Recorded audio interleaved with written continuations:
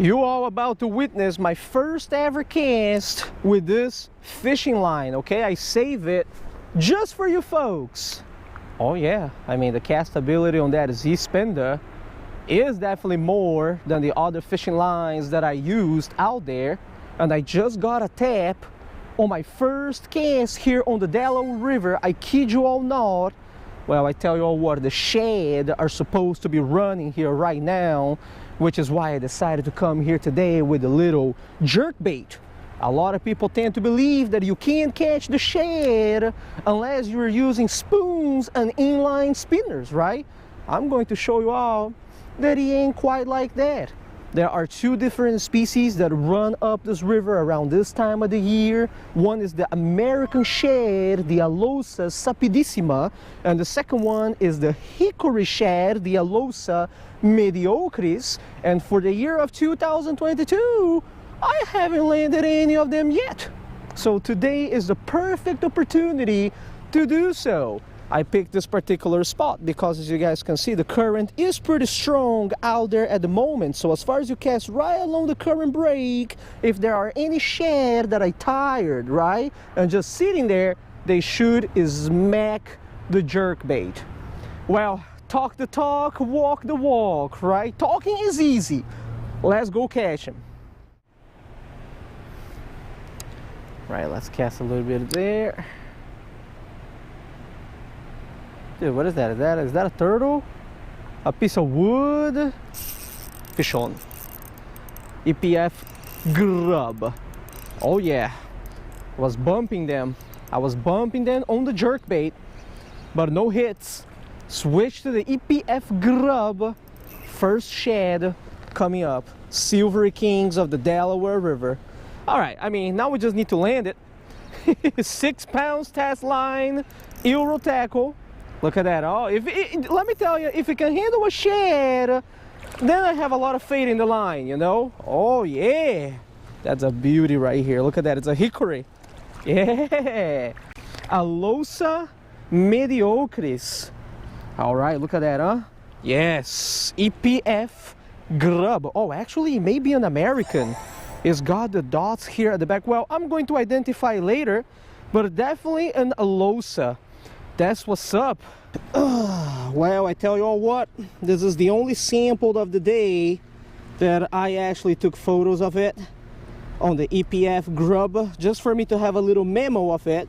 But this species of fish is pretty sensitive, okay? I kept it inside of the water for the entire time, and even so, we're going to revive it a little bit over here to see if it goes away strong. Now the shad are running right now. Hopefully this dude has still got some strength on it. Schuylkill River. Actually, I don't know what are the regulations for Delaware nowadays, but we're not here to take the shad anyways, right? So, all right, little fella, take your time. Take your time. All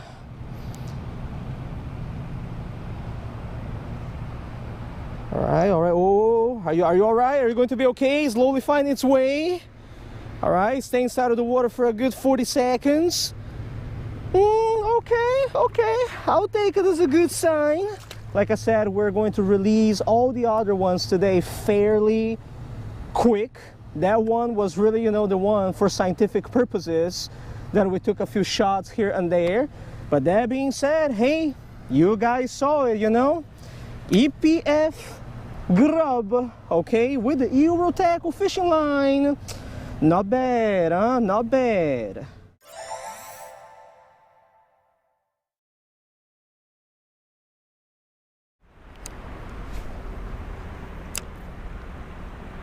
Come on, fishy, fishy. Come on. Gotta let it sink a little bit more. They are more towards the bottom. Now the problem with this particular spot is that the bottom is very snaggy. So you want to roll the EPF grub just above the bottom, right? Let it drift like that, but at the same time you don't want to get it snagged. Sometimes I kind of reel my stuff in and oh, well, you guys can't see it, but you have the shad follow like all the way in, right? But they really don't hit it. So I know that there is a school out there, but they are being quite finicky. Well, just like any other species around here at the moment, really. Hey, the key is to just keep casting, be confident about what you're casting, right? Be it either a spoon or a shad dart or like a little tiny jig with the EPF grub, EPF swim, and eventually you should be able to catch them.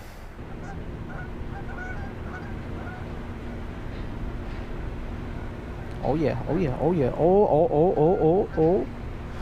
Oh, I had a fish on, man. Bro. Ah, I missed it.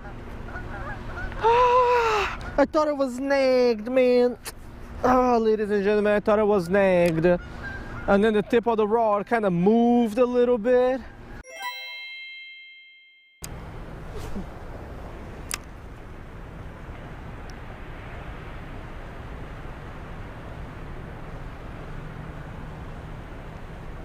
Good, good.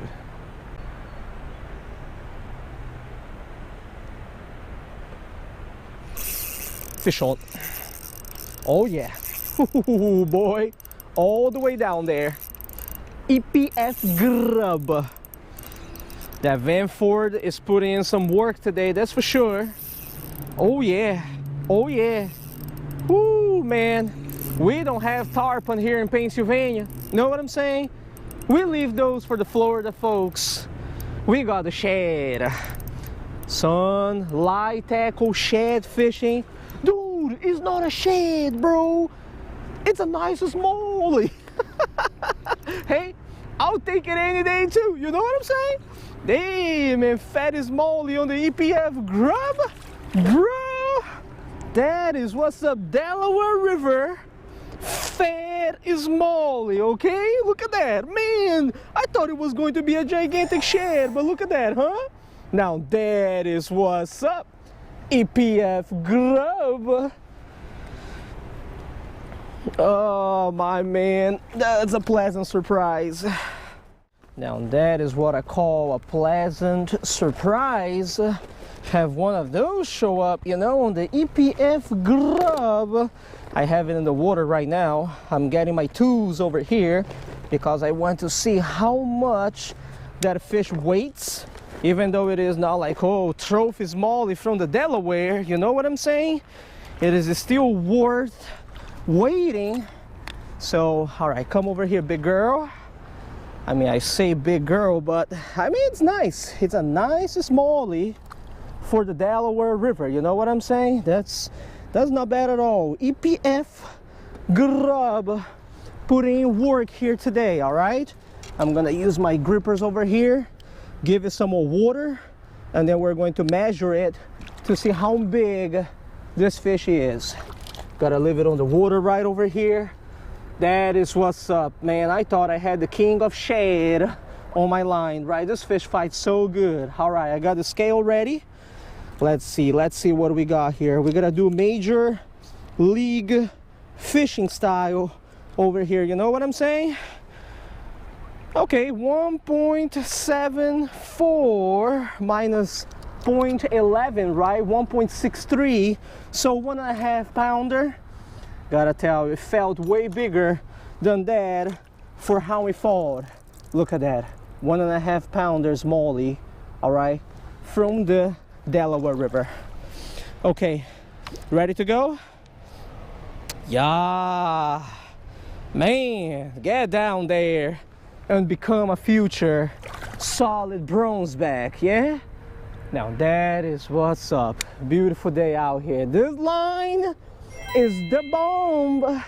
You guys don't really realize it, but the castability over here really plays a huge role in catching this fish. Casting a tiny jig like that at the spots that I actually need, which is right along those current breaks over there, and let it sink down.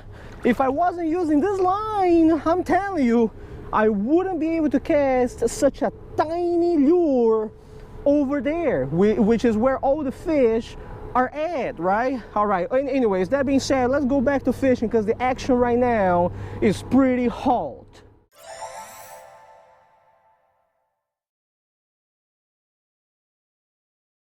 Well, this spot over here didn't really produce anything. I just tried a variety of different lures with the EuroTackle Micro Finesse line. I just cast the Z-cranker out there, you know, kind of imitating a little crawfish, and I got 0 fish. I'm running out of time to be out here, but you know what? Considering that today I only had like 3 hours time to fish the Delaware River, one shad, right, very likely the Hickory Shad, the Alosa mediocris, and one nice smallmouth bass, the Micropterus dolomiel, I'll tell you what, I'll take it any day. You know what I'm saying? We did accomplish the main goal of the day, which was to test the EuroTackle Micro Finesse Ultimate Smoothness fishing line. And I'll tell you what, I wasn't a believer. You know, I'm gonna be 120% sincere with you all. When I first saw the fishing line and I saw how thin the fishing line was, right, which is like kind of like hair thin, I wasn't a believer. I was really like, you know, thinking, man, is this thing really going to be able to handle even like a bluegill out there? You know what I'm saying? But now that I have caught a shad and a smallie, and it was able to handle both of them beautifully, right, with the EPF grub, I am 120% a believer of how powerful this line is, despite being so thin and smooth. Without the castability over here today, in particular the first spot, I'm telling you all, forget about catching those fish at all. Forget about getting those bites. So, you know, if you're really into finesse fishing, if you are really into casting tiny lures for multi-species, and you like braided line, EPF recommends. Now, mind you, it is not cheap, okay? It is like $20 plus for one spool of line, right? But take in consideration that I spend about 25 bucks, right, for my fluorocarbon. I get the Sunline FC Sniper, best in the market, right? I would gladly spend the money to get this braid over here because it suits my needs, right? This is some professional stuff over here for micro finesse. You know, this is definitely not for the faint of heart. You know what I'm saying? If you want to splurge on something that is going to treat you nicely, EPF does recommend, okay? I'm going to leave my promo code here in this video too, in case you want to get a few packs of the EPF grub too. That's what I was using today to slay the fish. It worked really good. So there you have it. I hope you guys enjoyed this little review video. I'm gonna be back hopefully in a few days here on the YouTube channel. Tight lines and take it easy.